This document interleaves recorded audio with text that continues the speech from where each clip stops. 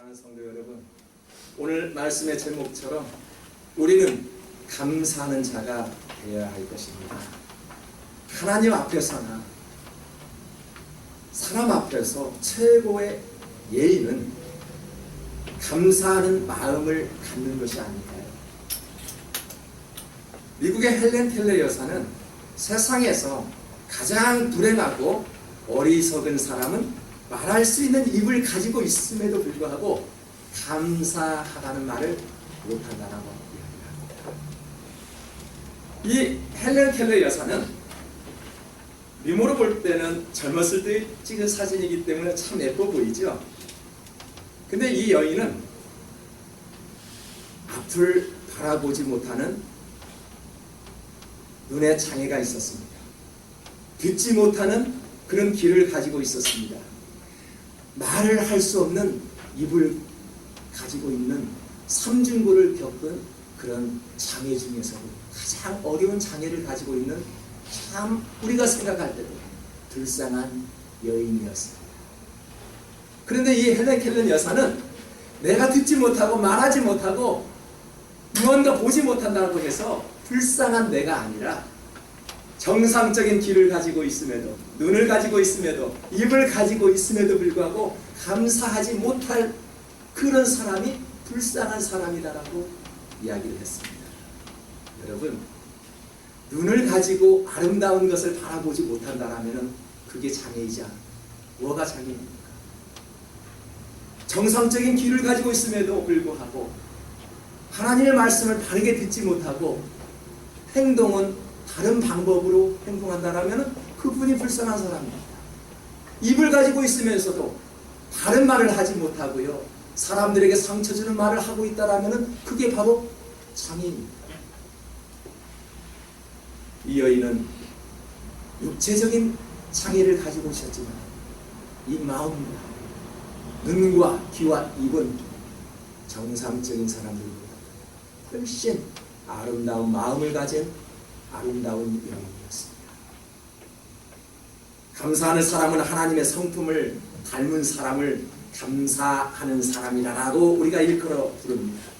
오늘 본문 15절 말씀을 보니까 그리스도의 평강이 우리의 마음을 주장하게 하여 너희는 감사하는 자가 되라 라고 말씀을 합니다. 그래서 인간이 가질 수 있는 최고의 윤리적인 행위는 감사가 되는 것입니다. 미국의 뿌리는 청교도들이 감사 드리는 것으로부터 시작되어 있지. 하나님 앞에 감사 드리는 것이 시작입니다. 우리가 살고 있는 이 미국 땅이 감사라는 단어로 시작되었습니다. 이들은 청교도의 생활을 보면은 감사의 상황이 아니었죠. 이들을 보니까 1622년 11월에 102명이 처음 미국 땅을 밟기 시작하였습니다. 그런데 102명 중에서 53명이 죽고요, 49명만 살아남았습니다. 얼마나 혹독한 겨울을 맞이했는지 이들이 어려운 상황에서도 첫 수학을 하고 하나님 앞에 감사의 은혜를 드린 추수감사절이 오늘날까지 이르렀습니다. 감사는요, 하나님의 은혜를 잊고 기억하는 자가 할 수 있죠. 기억하지 못하면 절대 감사할 수 없습니다. 하루 20시간을 우리 24시간을 쓰고 있습니다. 1년 365일을 우리가 겪고 있습니다. 날마다 하나님의 은혜를 받고 살아감으로 우리는 하나님 앞에 감사의 말을 할 수 있는 것입니다. 감사할 것이 있어야 감사하지요. 어떤 분들은 그렇게 이야기합니다. 우리가 보기에는 참 평탄하고 형통한 생활을 하고 있는데도 감사할 것이 있어야 감사를 하지요라는 말을 종종 듣기도 합니다. 우리가 감사는 깨달은 자만이 깊은 감사를 할 수 있다는 것입니다. 그래서 감사는요, 저 멀리 있는 것이 아니죠. 우리 눈앞에 바로 감사가 있습니다. 우리는 크리스찬이니까 한번 그리스도인으로서 감사할 것을 한번 찾아볼까요? 가진 복을 세어보아라. 그런 우리가 찬송도 많이 부릅니다. 우리는 밖에 나가지 말고 이 안에서 우리 한번 감사를 한번 찾아보십시다. 저는 크리스천으로서 가장 감사한 것이 하나가 있어요. 하나님의 자녀가 되었다는 것이 너무너무 감사해요. 우리 육신의 부모님들이 계시지만 그거보다도 더 위대하신 하나님의 자녀가 되었다는 것, 그 이상 감사가 어디 있겠습니까? 그리스도인으로서 감사해야 할 것들, 하나님의 자녀가 되었다는 것, 그 이상 없어요. 12절을 보십시오. 그러므로 너희는 하나님이 택하사 거룩하고 사랑받는 자처럼 긍휼과 자비와 겸손과 온유와 오래 참을 옷 입고 택함을 받은 자라라고 말씀합니다. 저와 여러분 택함을 받았대요. 지명해서 불렀대요. 대통령도 공직자를 임명하자, 맞죠? 자기가 마음에 드는 사람을 대통령이 임명을 합니다. 그러기 위해서 많은 사람들은 어떻게 해요? 많이 배워야 합니다. 많은 달란트를 가지고 있어야 합니다. 그래야만이 제가 선택을 받기 때문에. 그리고 찾아갑니다. 많은 뇌물을 가지고 찾아다니죠. 이게 세상의 모습입니다. 잘난 사람을 집게 되어 있지요. 하지만 하나님의 방법은 그게 아닙니다. 하나님의 방법은 잘난 사람을 선택하는 것이 아니라 이스라엘 백성들을 보십시오. 그렇게도 못난 사람들을 선택하여 불러냈대. 신약에도 보니까 택함으로 불러냈대. 이게 하나님의 방법입니다. 마치 지난주에도 말씀드렸던 것처럼 우리가 초청받지도 못하고 길거리에서 방황하고 있을 때 하나님의 천사들이 찾아와서 너희들 여기에서 이렇게 방황하고 있느냐? 하나님의 혼인잔치에 들어와라 라고 우리는 값없이 어느 대가 없이 초청받아서 앉아 있습니다. 이게 하나님의 은혜이지 않습니까? 우리는 못나도 하나님께서 초청을 해주셔서 지금 이 자리에 있다는 것입니다. 우리가 강하고 잘났기에 하나님이 택하신 것이 아니라 오히려 자격도 없지만 초대받을 수 있는 그런 사람이 아니지만은 하나님께서 천사를 보내주셔서 길거리에 방하고 있는 우리를 불러주셨다는 것입니다. 그렇다면은 우리는 지금 다 모두가 연약한 자들입니다. 어찌 보면 불쌍한 사람들이고요, 부족한 사람들입니다. 우리가 부족하기 때문에, 연약하기 때문에 오늘 말씀 앞에서 귀를 기울여 하나님 말씀에 순종하고 있지. 오만방자한 사람들을 보십시오. 교만한 사람들을 보십시오. 하나님이 없다라고 이야기합니다. 믿는 것 같지만은 마음속에 불순종이 들어가 있고요, 교만한 마음이 있으면은 하나님이 없다, 나는 상관없다 라고 말을 합니다.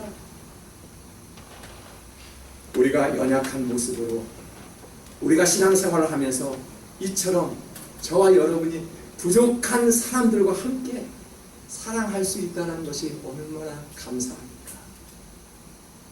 부족하기 때문에, 제가 부족하기 때문에 여러분께서 목사에게 순종을 하고 봉사를 하죠. 내가 부족하기 때문에 성도들을 사랑할 수 있고요, 용서할 수 있고요, 또 안할 수가 있지요. 함께 사랑할 수 있어서 감사한 것입니다.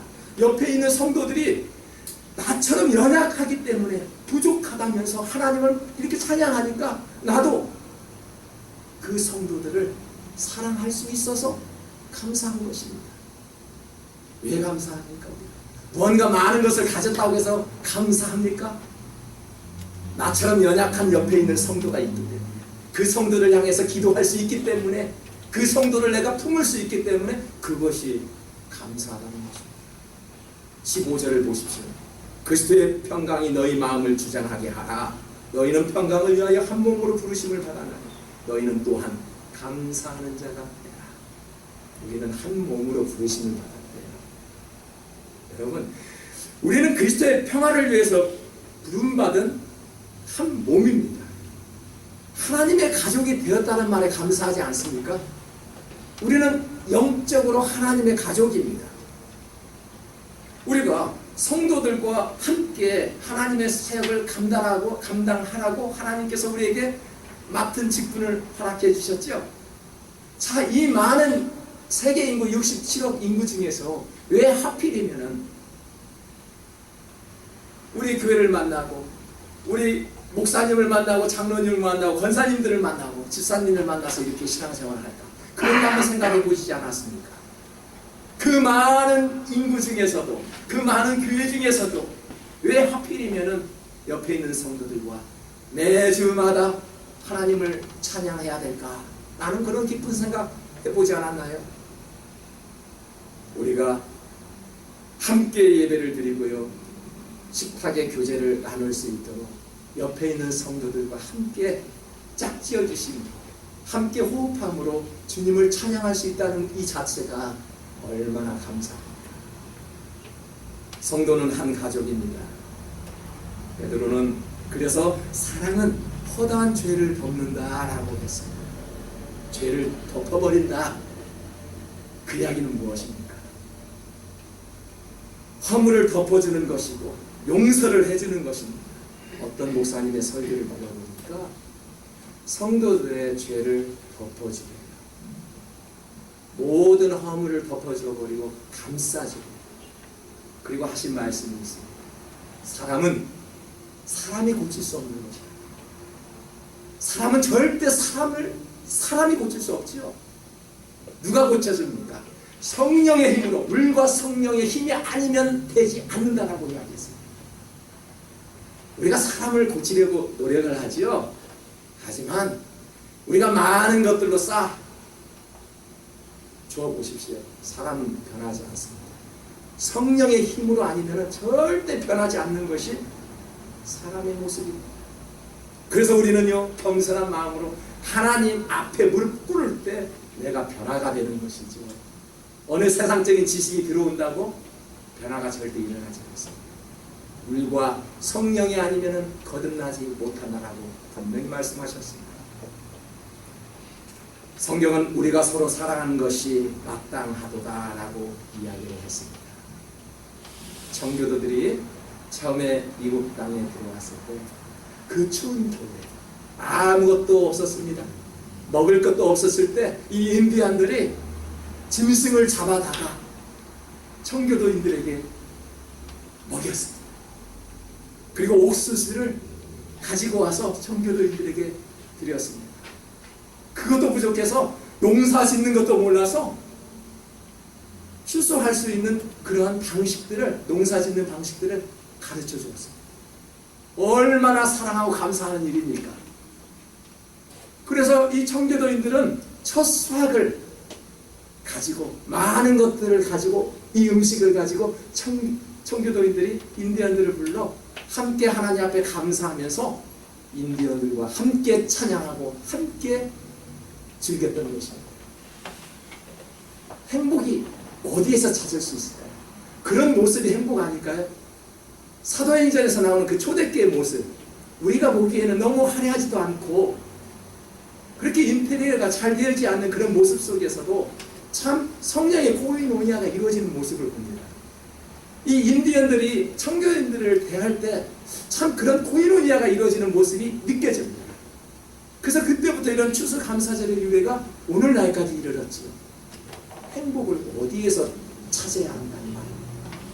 행복은요, 세상에 많은 사람들이 먼 길을 찾아 행복을 찾아 나서지요. 돈, 성공, 명예, 권력을 통해서 행복을 추구합니다. 그러나 그것은 절대 오래가지 못합니다. 행복은 멀리 있지 않습니다. 우리 아주 가까운 데 있지. 어떤 사람이 행복합니까?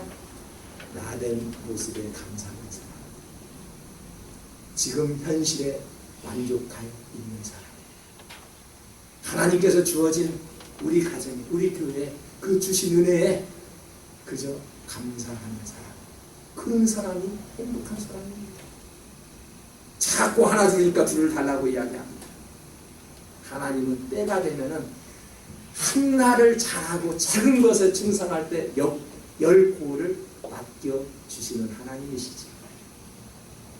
우리는 옆에 있는 그 사람을 사랑할 수 있다라면, 나의 모습을 사랑할 수만 있다라면 그가 가장 행복한 사람입니다. 그래서 사랑을 나눌 줄 아는 사람을 보면은 항상 얼굴에 미소가 있고요. 항상 감사의 습관이 몸에 배어 있습니다. 그러므로 그리스도인은 이처럼 성령의 충만함을 받고자 노력하는 성도들과 우리는 함께 찬양할 수 있는 것이죠. 얼마나 감사합니다. 저는 매주 금요일, 매주일마다 감사를 느낄 수 있는 방법이 있죠. 참 젊은 청년들이 찬양이 좋아서 드럼을 치고 악기를 가지고 하나님을 찬양하는 그 모습을 보면은 수백 명이 모이는 그런 청년들보다 우리 청년들은 참 주 안에서 잘 자라고 있구나라는 감사가 저절로 느껴집니다. 16절을 한번 보십시오. 그리스도의 말씀이 너희 속에 풍성히 거하여 모든 지혜로 피차 가르치며 건면하고 시와 찬송과 신령한 노래를 부르며 감사하는 마음으로 하나님을 찬양하라. 그렇게 말씀합니다. 이 말씀을 다르게 한번 해석해 봅니다.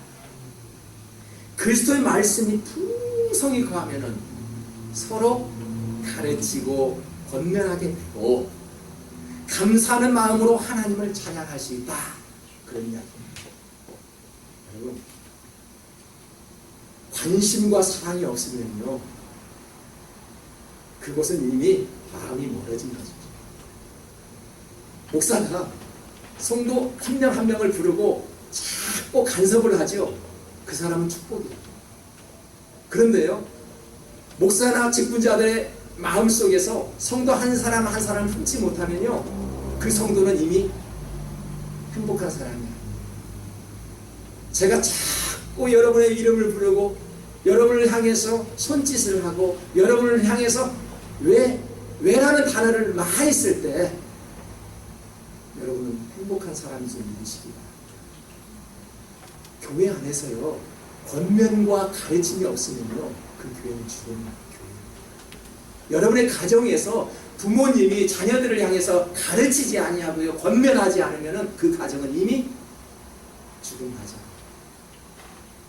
사랑하는 부모는 아들을 위해서 매를 들 줄 아는 부모. 사랑하는 성도들을 위해서 목사는 채찍을 가할 수 있는 그런 목사가 되어야 한다는 것입니다.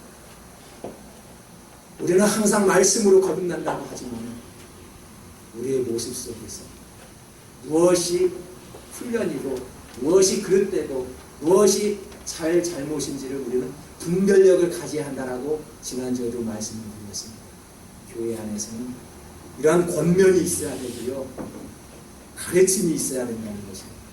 이러한 자가 감사하는 마음으로 하나님도 찬양할 수 있대. 하나님을 찬양한다는 것은 그 영혼이 살아있다는 증거입니다. 찬양이 있는 교회는 살아있는 교회임을 말합니다. 찬양에 있는 가정을 보십시오. 그 가정은 살아있는 가정임을 증거합니다. 만일 여러분의 가족 중에서 신문을 보거나 책을 읽거나 TV를 보거나 설거지를 할 때 혹시 콧노래를 부르고 있는 가족들이 있습니까?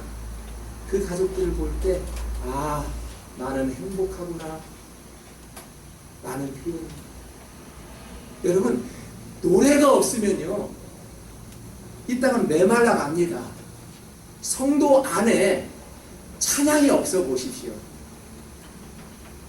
하나님의 말씀은 우리의 영혼을, 하나님의 말씀으로 우리의 영혼을 점령하게 될 때요, 기도하게 되어 있고요, 찬양하게 되어 있습니다.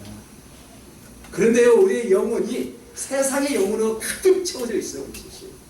하나님의 말씀은 튕겨나가게 되어 있습니다. 그런데요, 그리스도의 영으로 거듭난 사람은요, 말씀이 화살처럼 던져나갈 때요, 가슴에 박히기 시작합니다. 가슴이 박힐 때 내가 쪼개지는 것이죠. 쪼개질 때 마음이 변화가 되는 것이죠. 튕겨나가는 화살은요, 0점체로 되는 거예요. 우리는 올림픽 경기에서도 자꾸 화살이 꽂혀요. 정중앙에 우리의 심정을, 마음을 향해서 꽂혀 들어올 때 우리는 그 하나님의 말씀을 받아야 그자만이 변화가 있는 것이죠. 성령으로 임하는 사람들을 보면은요, 성경에서도 시를 쓰고요, 감사의 기도를 드릴 줄 알고요, 소리가 나는 그 재금으로 찬양을 하는 그런 성경 인물들이 있습니다. 하나님을 찬양할 수 있다는 것이 얼마나 감사한지요. 찬양이 살아있는 교회, 찬양이 넘치는 그런 가정, 대화가 있습니다. 감사가 있습니다. 그런 가정들 모델이 우리 교회도 할 수 있기를 주님의 이름으로 축복합니다. 인생의 길을 보니까요, 하나님을 의지하는 길이 최선의 방법입니다. 인생의 길은 너무나도 많습니다. 비행기 길도 있고요, 백길도 있고요, 자동차 길도 있지요. 하지만 천국에 가는 길은 오직 한 길, 예수 그리스도만이 향하는 길이라고 말씀하셨습니다. 하나님을 의지하는 것이 가장 안전한 길이라고 이야기합니다. 우리 17절을 보니까 또 무엇을 하든지 말에나 이래나 다 주 예수의 이름으로 하고 그를 힘입어 하나님 아버지께 감사하라, 이렇게 말씀합니다. 인간이 할 수 있는 것이 있죠. 우주선을 타고 달나라를 갔어요. 인간이 할 수 있었습니다. 똑같은 동물을 복제해서 똑같은 다른 동물을 만들어내죠. 이제 똑같은 사람을 만들어낼 수 있대요. 성경적이지는 않지. 사람이 다 할 수 있습니다.